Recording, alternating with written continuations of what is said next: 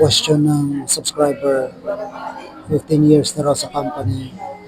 Tapos, hindi siya nababayaran ng overtime sa 15 years na yun. 12 hours yung kanyang trabaho. Tapos, ang binabayad doon sa kanya, 610 doon sa 12 hours. So, technically, hindi nababayaran ng overtime pay.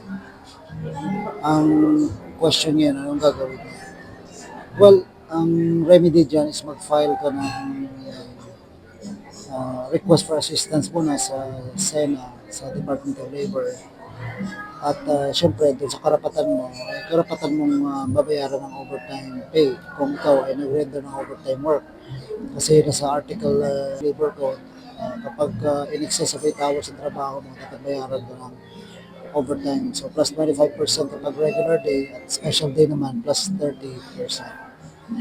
Ang problema lang dyan, dahil 15 years yung kiniklaim mo, may prescriptive period dyan. Up to 3 years lang ang money claims. So, God bless you.